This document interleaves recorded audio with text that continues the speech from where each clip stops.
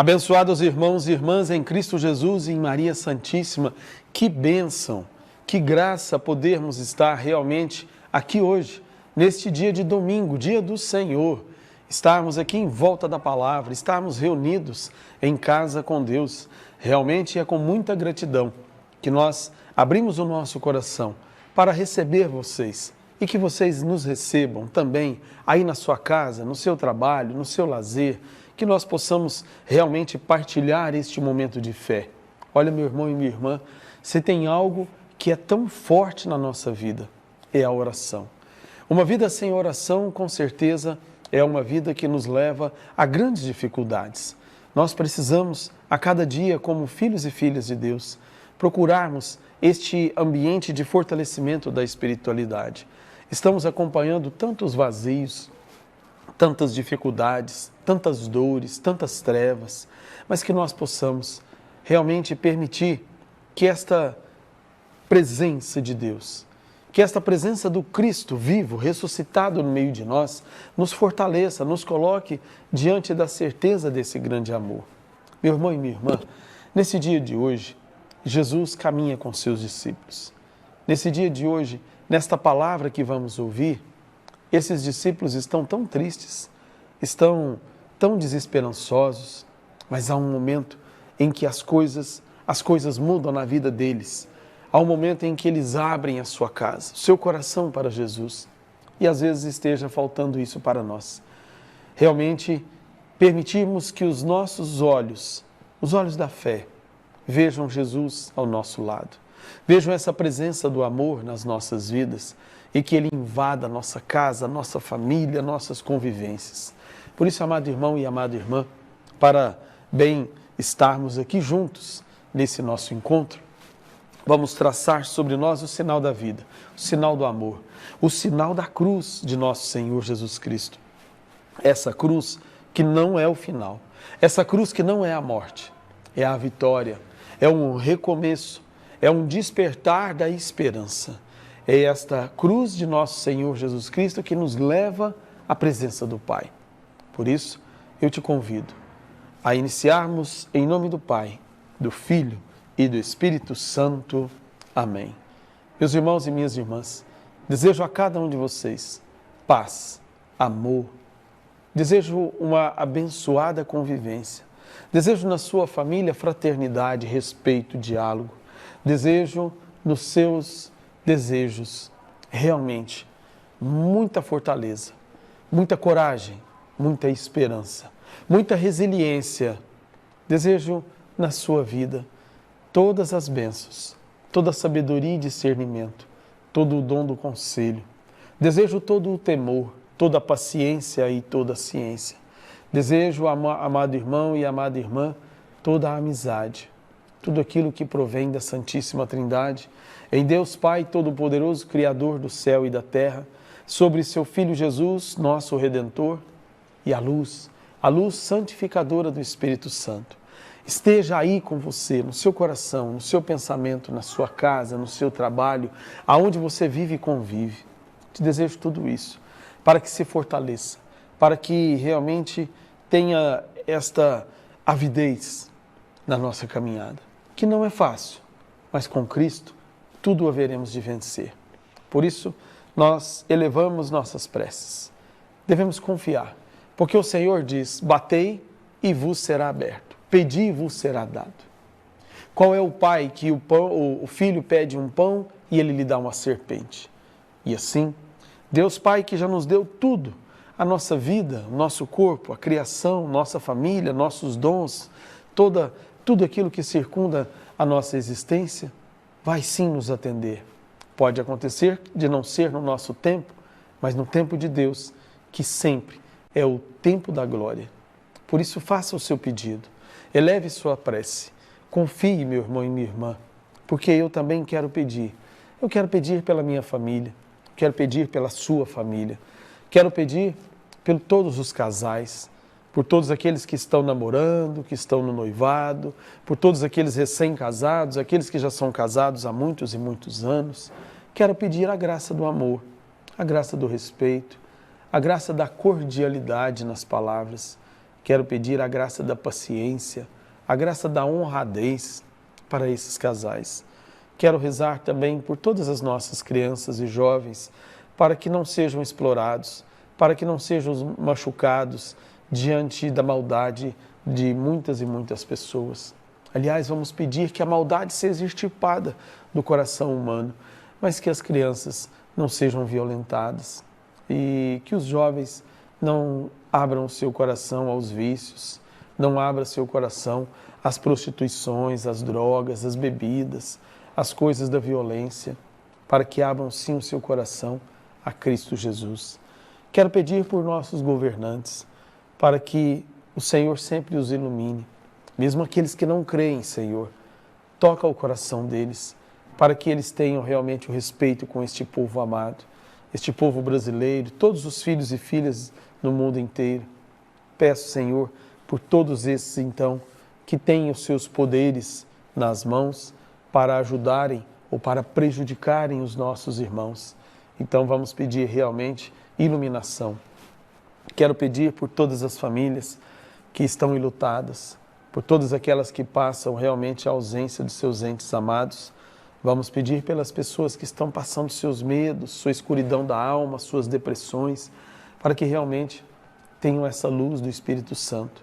Quero pedir por todas as situações, por todas as pessoas que encomendam as nossas orações e por todas as suas, que sejam elevadas a Deus Pai, na graça e na presença de Cristo Jesus, pela luz do Espírito Santo.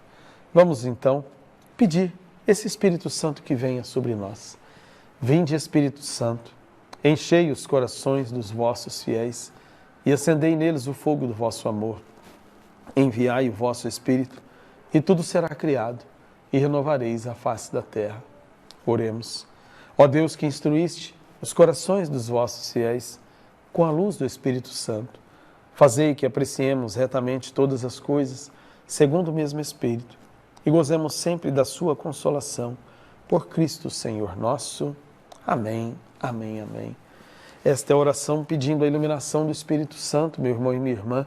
Nós vamos ouvir a palavra de Deus e que essa palavra invada nossas vidas, invada o nosso coração e que a gente possa realmente sair fortalecido diante dessa partilha. Nós temos o Evangelho de São Lucas, a partir lá no capítulo 24, no versículo de número 13. O Senhor esteja convosco, Ele está no meio de nós. Proclamação do Evangelho de nosso Senhor Jesus Cristo, segundo Lucas. Glória a vós, Senhor. Naquele mesmo dia, 2 dos discípulos iam para um povoado chamado Emaús, a 60 estádios de Jerusalém. Conversavam sobre todas as coisas que tinham acontecido. Enquanto conversavam e discutiam, o próprio Jesus aproximou-se e pôs-se a caminhar com eles. Os seus olhos, porém, estavam como impedidos a reconhecê-lo. Então Jesus perguntou: o que andais conversando pelo caminho? Eles pararam, com o rosto triste, e um deles, chamado Cleófas, lhe disse: és tu o único peregrino de Jerusalém que não sabe o que lá aconteceu nesses dias? Ele perguntou: o que foi? Eles responderam: o que aconteceu com Jesus, o Nazareno, que foi um profeta, poderoso em obras e palavras, diante de Deus e diante de todo o povo. Os chefes dos sacerdotes e as nossas autoridades o entregaram para ser condenado à morte e o crucificaram. E nós esperávamos que fosse ele quem libertaria Israel. Mas com tudo isso, já faz 3 dias que essas coisas aconteceram. É verdade que algumas mulheres dentre nós nos deixaram espantados.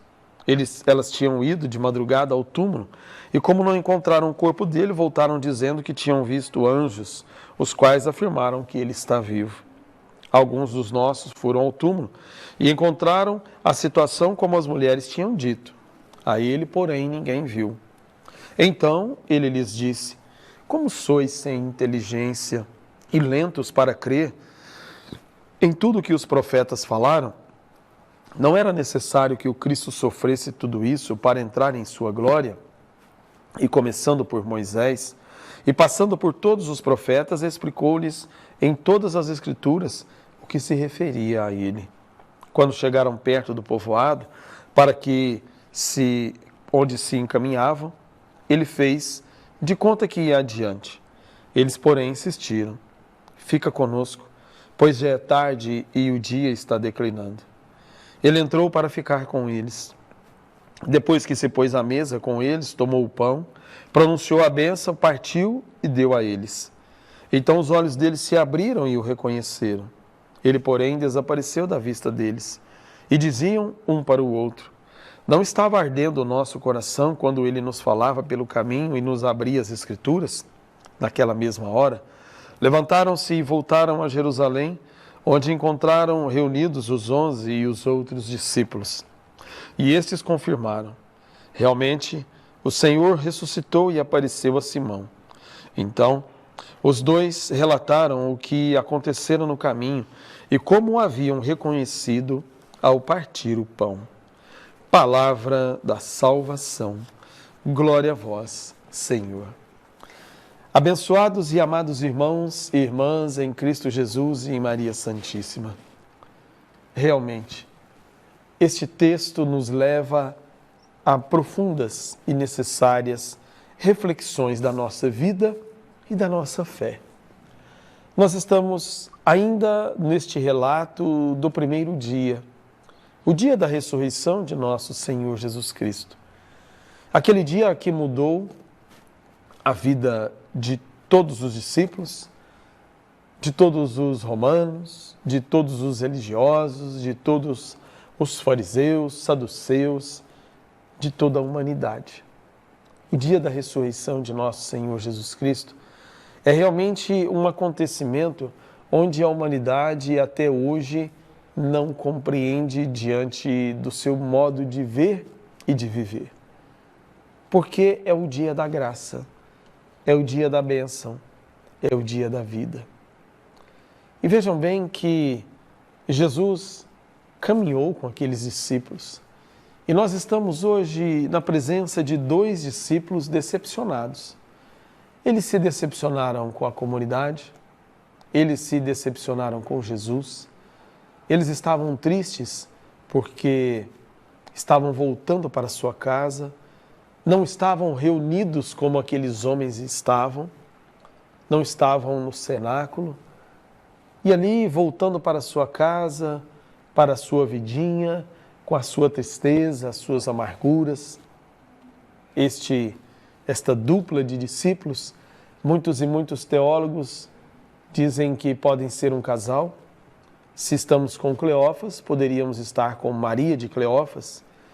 E este casal decepcionado, lógico que não está relatado, mas na sua tristeza, na sua treva, na sua amargura, o quanto é difícil enfrentar, meus irmãos e minhas irmãs, uma decepção. O quanto é difícil retornar para as nossas casas com um diagnóstico negativo. O quanto é sombrio retornarmos para a nossa casa sem esperança, depois de trabalharmos e sermos despedidos, depois que a firma fechou, depois que eu perdi meu emprego, a empresa que eu tanto sonhei, depois que a minha saúde foi decretada como debilitada, depois que eu tenho um diagnóstico de que aquela doença não tem cura, depois que eu voltei do hospital e eu tive um diagnóstico de que meu filho morreu, de que uma pessoa que eu tanto amo já não se encontra mais no meio de nós. É isso que esse casal trazia no seu coração. E diante disso retornavam murmurando e seus olhos só na escuridão. Pois bem, a misericórdia derrama sobre cada um de nós. E Jesus foi ao auxílio daqueles que eram seus amigos. E foi fazendo esta catequese, mas antes os perguntou: o que está acontecendo? Por que vocês estão tristes? E aqueles, então, revoltados, dizendo: só você não sabe? Nós andamos atrás do Galileu e as autoridades o mataram e nós pensamos que ele viesse salvar Israel? Pensamos que ele viesse resolver o meu problema, mas não, ele morreu na cruz. E Jesus usa a palavra de Deus, que tem essa força de nos resgatar, que tem essa força de nos fortalecer. E ela, falada pela boca de Jesus, ele foi revelando as suas escrituras, revelando a sua presença nos profetas, e estes homens foram como que aquecendo os seus corações, e assim eles chegam finalmente em casa. E chegando em casa, eles dizem: fica conosco, Senhor, porque a noite se aproxima. E é realmente um convite que muda a vida daquele casal, ou daqueles dois discípulos, como quiserem compreender. Ele entra em casa e ele se senta à mesa. E é tão bonito quando a família se senta à mesa.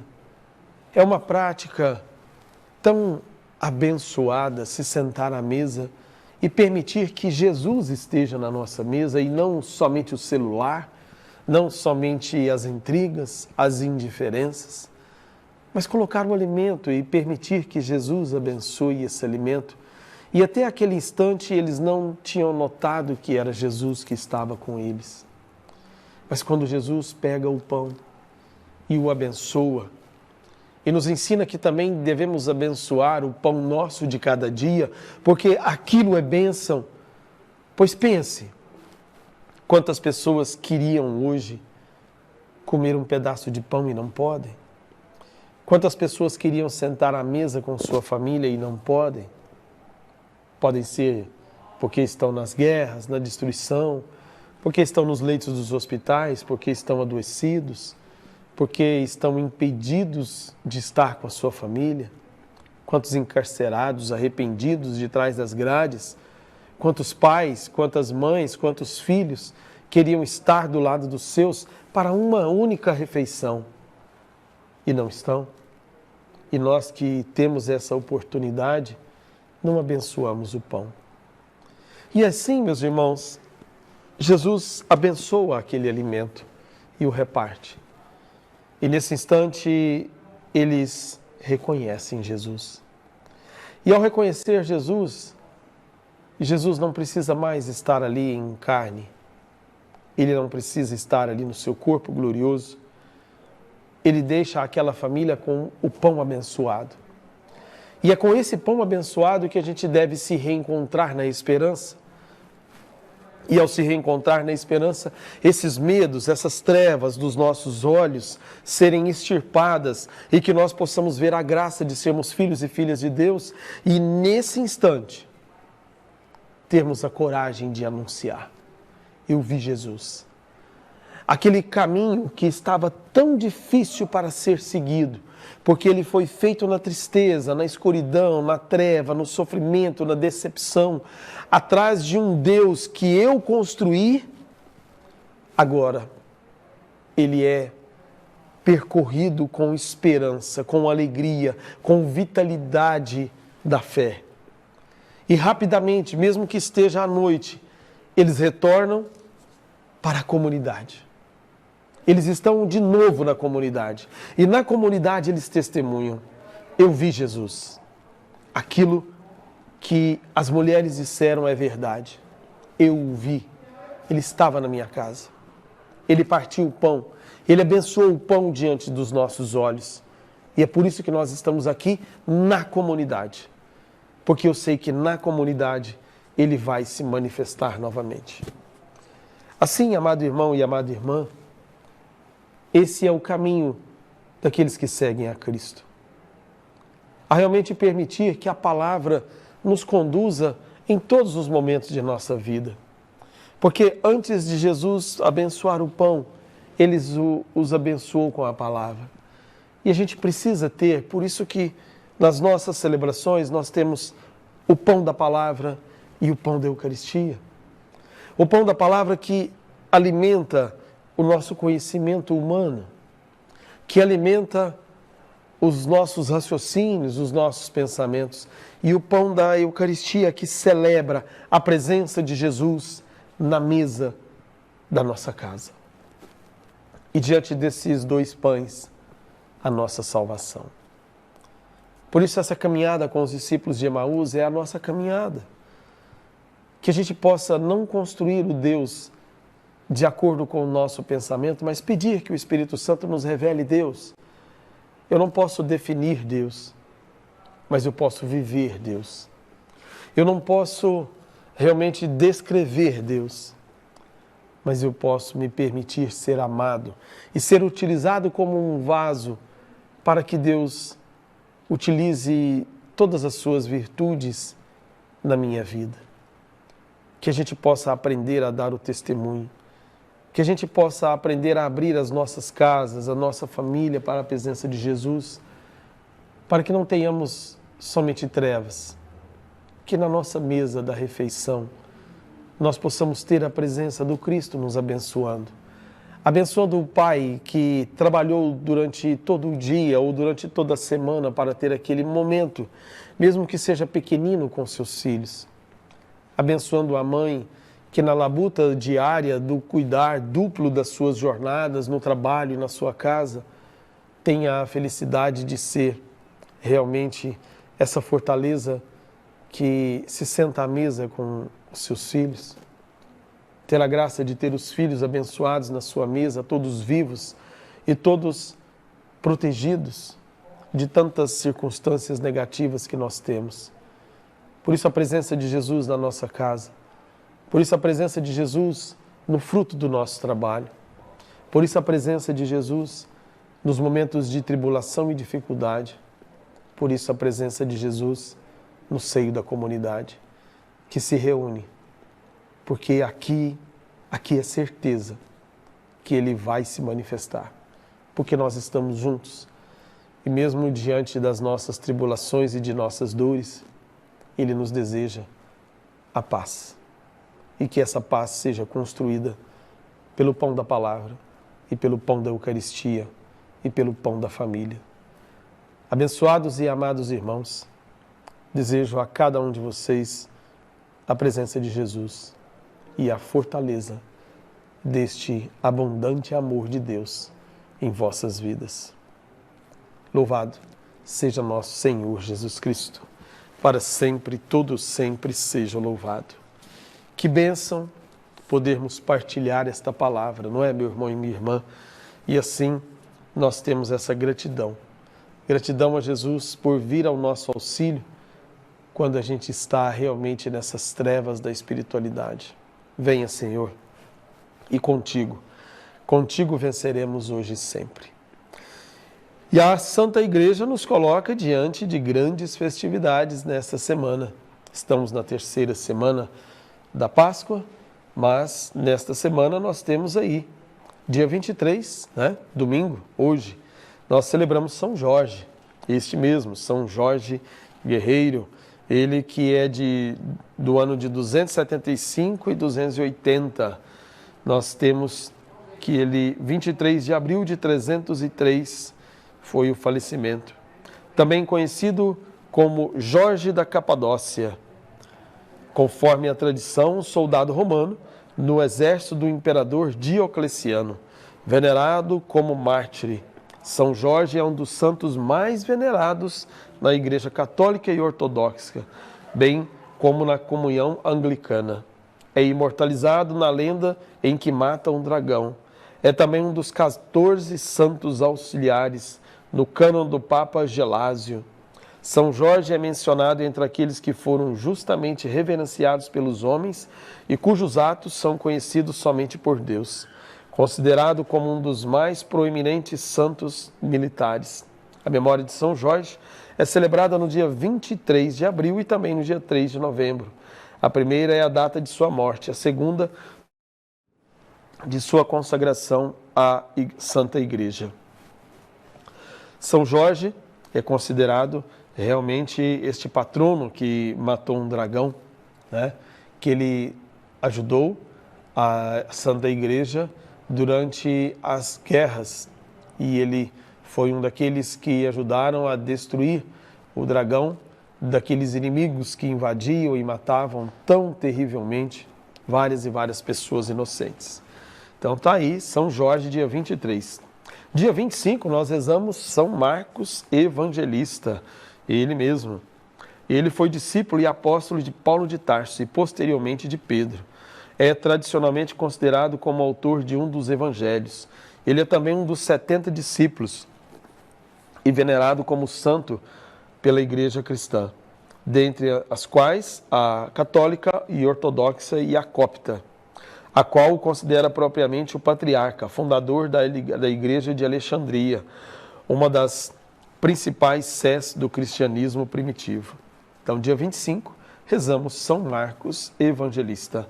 E dia 29 nós rezamos Santa Catarina de Sena.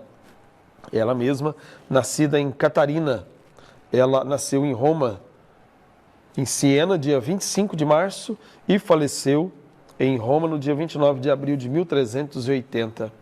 Foi uma terceira da Ordem dos Pregadores Dominicanos, filósofa escolástica e teóloga do século XIV. Lutou arduamente para trazer o papado de Gregório XI de volta para Roma durante o chamado Cisma do Ocidente, um período de quase 40 anos no qual se estabeleceu o papado de Avião.